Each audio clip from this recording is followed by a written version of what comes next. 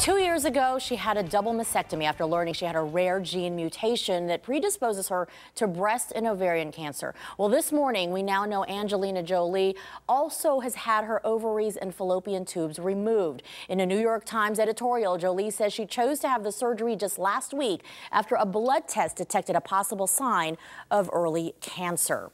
A lot of women are calling this empowering. It's also drastic, and a lot goes on into making such a decision to have this type of surgery. That's why we have Dr. Angela DeRosa joining us this morning to talk a little bit about this. There was a lot that went into this, not just I possibly could have cancer before going ahead with this type of surgery. What do you have to look at? Absolutely.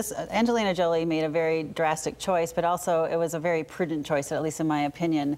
She had the BRCA genetic test positive, which put her at an 87% increased risk for developing breast cancer, as well as a 50% chance of developing ovarian cancer. You give me those odds in a casino, that's not a very good odd whatsoever. So when you're looking at that lifetime risk of developing those significant cancers, to remove the organs that potentially have that risk made sense to me. And on the back end of that, we know this means she can no longer have her own children. She will go into early menopause, and she said it's all worth it for her.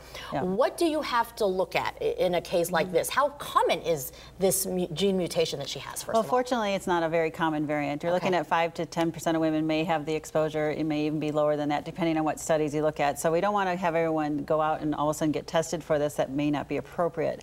But if you have multiple first-degree relatives, a mother, a sister, aunts who have had either uterine, breast, or ovarian cancer, you may want to be screened for it because you're looking at a very high risk, obviously, of developing those disorders.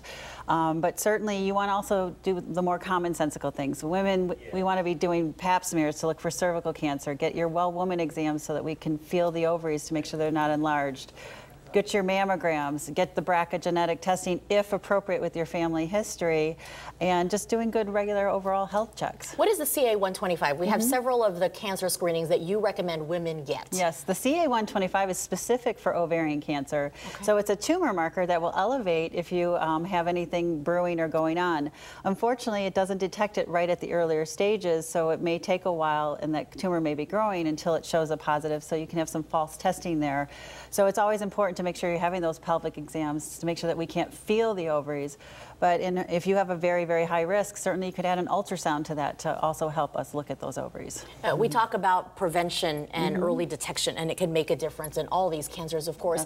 What age do women need to start thinking about some of these things? Well, certainly depending on what test, the pap smears we start in the 20s. When we're looking at ovarian cancer, it usually doesn't happen until much later, 40s and 50s. But again, it all comes back to that family risk. When was the age of the relatives that had those cancers? So in her case, her mom was diagnosed at 49. So 10 years before is when you really want to start being more aggressive about that. So look at your family history, which can be very, very helpful. And that's exactly what she did. Angelina Jolie, 39, said, 49, there's not much of a difference. I need to do something now. So, absolutely. Dr. DeRosa, you are always a wealth of information. We always appreciate when you join us. Dr. Angela DeRosa with DeRosa Medical Care.